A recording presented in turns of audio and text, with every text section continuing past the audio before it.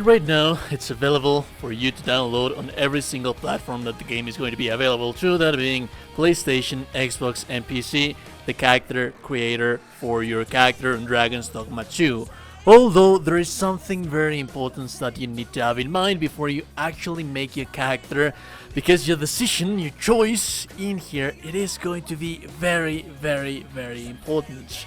On the background, I'm going to have my footage of some of the basic features, like the most interesting things that you can see about the character creator. Although it is a little bit more generalized, the hairstyles that you're going to see for most of the races, for the two races and males and females that you have in here, they are fairly similar to one another. Like the gender hairstyles are going to be the same ones that you have for your male characters and your female characters. There's quite a bunch of them, which I am very happy to see.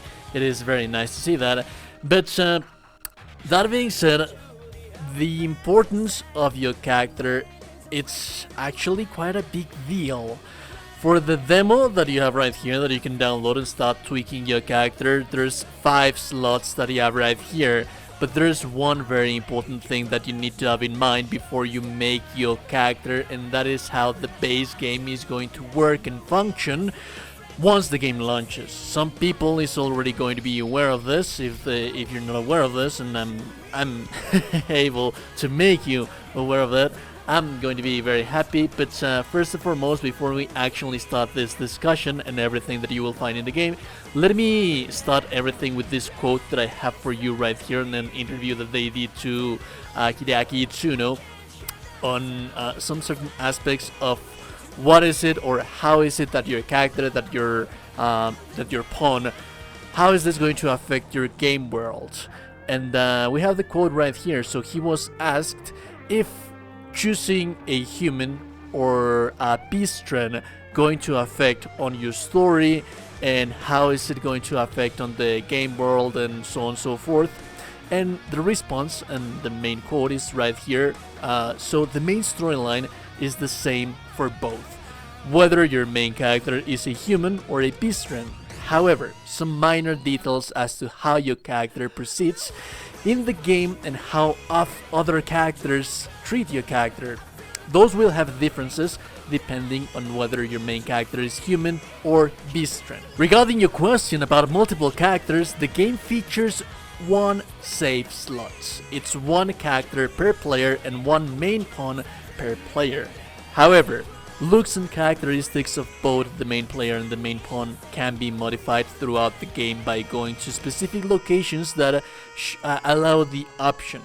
That said, based on what we just mentioned about there being minor differences between you selecting your main character as human or beastren and how other characters perceive you, the one thing that you cannot change is the race of your main character, whether your main character is human or beastren.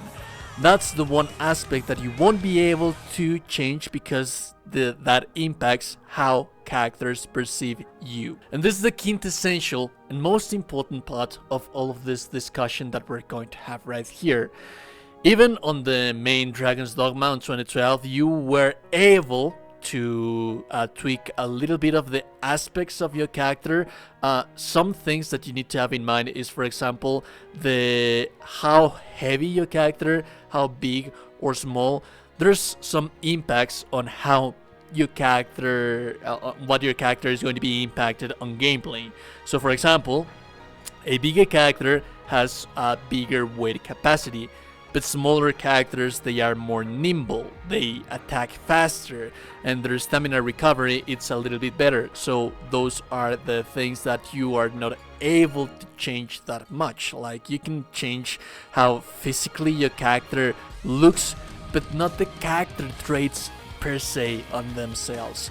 And this is very important because, then again, remember, there's only just 1 character slot per player. This is something that I personally do not like.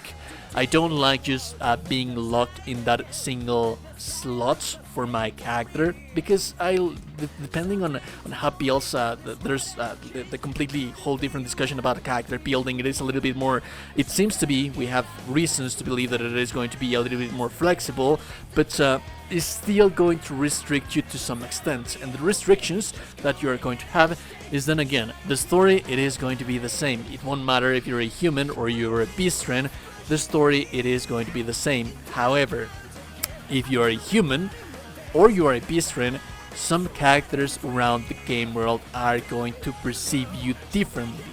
And if they are going to perceive you differently, there are some things that you will be able to experience that otherwise, they should be minor things, but otherwise you wouldn't be able to experience if you are one class or one race, one race or the other one. So that is the first thing that you have to have in mind before you actually compel yourself to be that character.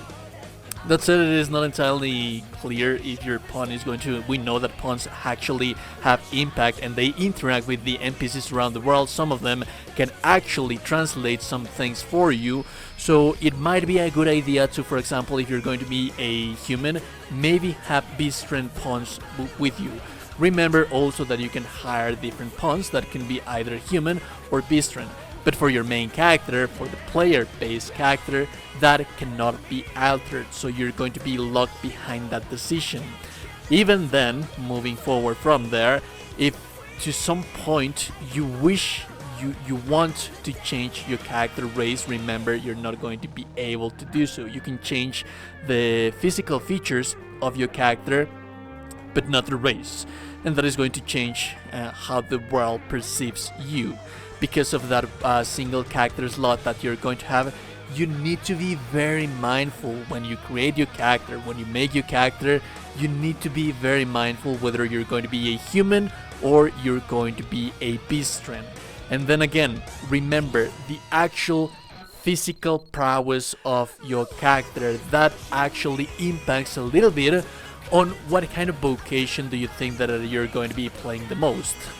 Remember, this is a little bit more of an extra little something. It's not going to affect hugely overall the gameplay experience or combat prowess that you're going to have in the world, but it is going to be important. For example, if you want to min-max to some extent, you want to be a nimble character that has, like, for example, daggers or bows, or you want to have a character that has lots of stamina, regeneration, so on and so forth.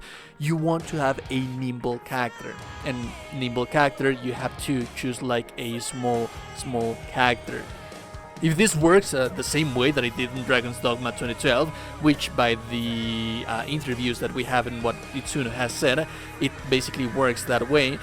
The different places where you can visit throughout the world to change the characteristic of your character is going to be mainly on hairstyle, tattoos, and all of that kind of stuff. The maybe probably skin color and what have you, but I don't think that is going to be the case on the physical characteristics of your character. So if you want to make, for example, a warrior, and you want to have lots and lots of strength and have lots of capacity, then you probably want to make a big character. So these are minor, I'd say that minor little nitpicky things that you want to have in mind before you actually compel to making and creating your character. Remember that on the demo that you can try right now to choose your character, I think that it is a very good thing that we have this demo right here, because now you can just play and toy around with this as much as you like, so that you feel comfortable, you have time enough without the urge to actually jump into the game immediately. You have now a little bit more time to focus yourself on your character.